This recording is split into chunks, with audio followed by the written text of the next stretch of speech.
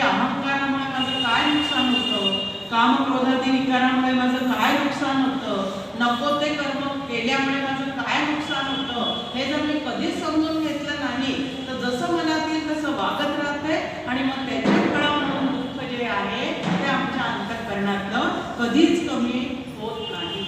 मग ही अहंतेसाठी समर्थांचे किती श्लोक आहेत, होमवर्क आता सगळ्यांनी करा की अहंकार म्हणजे काय आहे, त्याचा किती त्रास होतो, तो कसा वाढतो, तो घालवला तर माझं काय फायदा होणार आहे, असं सगळं अभ्यास या मनाच्या श्लोकाच्या द्वारे आपल्याला करता येतो.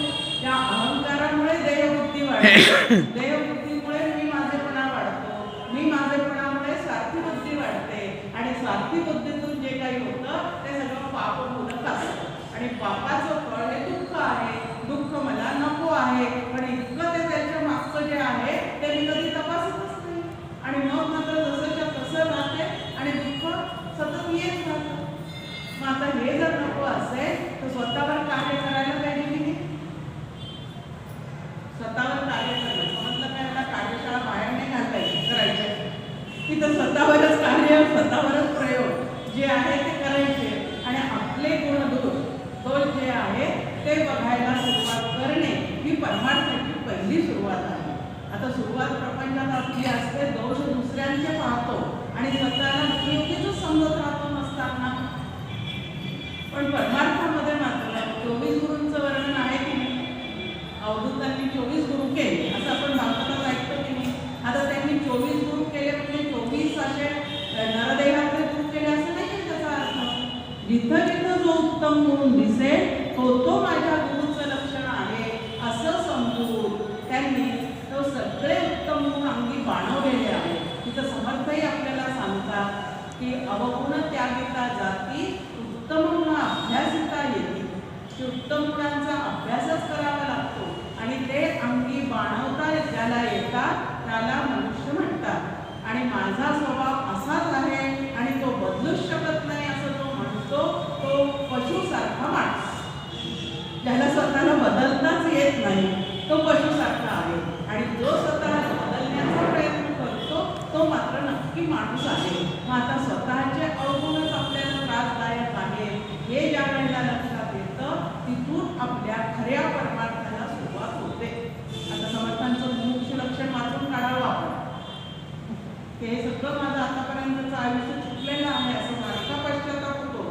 जिथं मुमुक्षत्व निर्माण होतं तिथं की अरे आजपर्यंत मी कधी संतांकडे गेलो नाही, कधी विचारपूस केली नाही, कधी देवाकडे गेलो नाही, कधी श्रवण कीर्तन केलं नाही, असं सारखं पश्चाताप होतोय त्याला आणि अशामुळे माझं जीवन सुधारेल.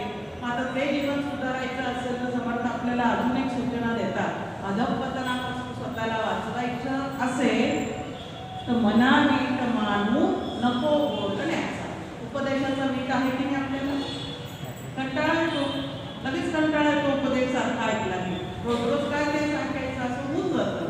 पण जोपर्यंत ते आपल्या स्वभावामध्ये मुरत नाही, जिरत नाही तोपर्यंत ते ऐकण्याला भाग आहे की नाही. मग उपदेशाचा मीठ मानला की माझ्या नुकसानाला सुरुवात झाली असं लक्षात घ्यायचं की जेव्हा मला हे सगळं प्रवचन कीर्तन ऐकण्याचा कंटाळा यायला सुरुवात होते त्यावेळेला मी माझं नुकसान करून घेतल्याशिवाय राहत नाही. मग आता इतक्या गोष्टींनी जर माझं नुकसान होत असेल, अधःपतन होत असेल तर काही व्यवस्थापन केलं पाहिजे. मग त्या व्यवस्थापनासाठी समर्थ आपल्याला सुरुवातच कुठून सांगतात, स्वतःला सुधारायचं असेल तर प्रभाते म्हणे राम चिंतित जावा, पुढे वैखरी राम आधी बदावा, की उठल्या उठल्या कोणाचं चिंतन करा, जो सद्गुणांचं धाम आहे, उत्तम गुण ज्याच्या पूर्ण अंगी बांधलेले आहेत असा आदर्श असणारा रामराय आमच्या समोर संतांनी ठेवलेला आहे.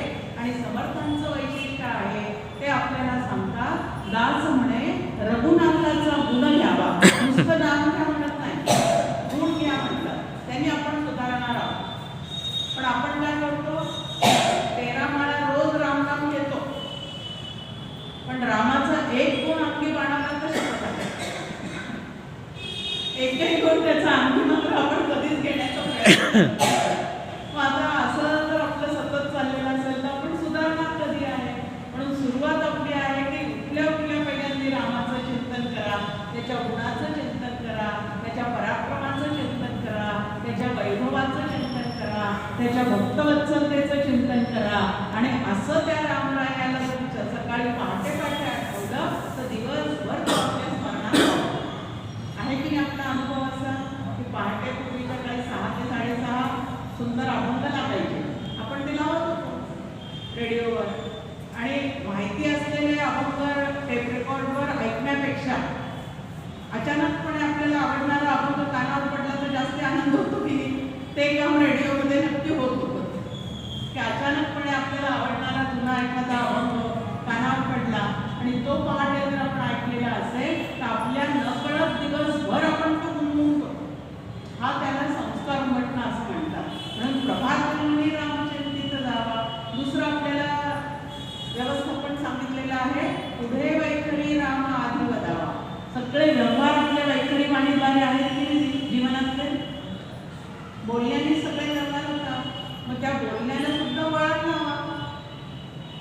आधी रामनामाचं चिंतन करा, रामनामाचे संस्कार वाणीवर करा. इकडं आम्ही रामाचे भक्त आहोत. तो राम अत्यंत कोमल वाचा असणारा आहे आणि त्याचा भक्त मी मात्र सतत कठोर बोलणारा आहे आणि तरी मी रामभक्त आहे. जमतंय का? जमत नाही तर हे कधीच समीकरण जुळतच नाही. पण इकडं आम्ही रामभक्त आहोत, तिकडं तो कर्तव्य दक्ष आहे आणि इकडे मला कर्तव्य करण्याचाच कंटाळा येतो आहे. तो कसा आहे? तो धर्मशील आहे आणि मी मात्र स्वतःला निधर्मी म्हणवते. जमतंय का हे कुठं? अशी तफावत जोपर्यंत आहे तोपर्यंत आम्ही रामाचे खरंच भक्त आहोत का? होऊ शकत नाही. मग पुढे वैखरी राम आधी वदावा. नंतर सदाचाराने सतत वागा सांगितलं. आता व्यवहारातही आपण अनेक कथांमधून पाहतो. सगळ्या सिरियलमध्ये सुद्धा तेच रामायण महाभारताचं थीम घेऊन सगळं दाखवलेलं असतं. सत्वगुणी एकच असतो त्याच्यात कोणीतरी आणि त्याला इतकं छळलं जातं. किती एपिसोड छळलं जातं आणि आपणही चवीने ते बघत राहतो. आपणही चवीने त्याच्यात बघत राहतो. सज्जन माणसाला त्रास होतो हे खरंच त्या ठिकाणी दाखवलेलं आहे. पण त्याचं एक महत्त्वाचं आपल्यासमोर आहे की सोन्याला जर किडाळ नाही हे आपल्याला परीक्षण करायचं असेल तर त्याला अग्नी परीक्षेतून जावंच लागतं की असलेलं किडाळ घालवण्यासाठी पण अग्नी परीक्षा आहे आणि ते सोनं शुद्ध आहे हे तपासण्यासाठी सुद्धा अग्नी परीक्षाच आहे. म्हणजे कशी समाजामधून घेतलेली अग्नी परीक्षा आहे असं समजून शांतपणे ते सगळं सहन करता आलं पाहिजे आपल्याला. की सज्जन माणसाला त्रास होतो कारण 99 माणसं वेगळ्या पद्धतीने चाललेले असतात आणि एखादाच कोणीतरी मार्ग सोडून दुसऱ्या पद्धतीने चाललेला असतो. म्हणून त्याला सगळ्याकडनं चवचव होते, त्रास होतो हे अगदी बरोबर आहे. पण सदाचार हा थोडंसं अडवून येतो. कितीही तुमच्यावर कसेही प्रसंग येऊ द्या पण तुम्ही सदाचारापासून दूर होऊ नका.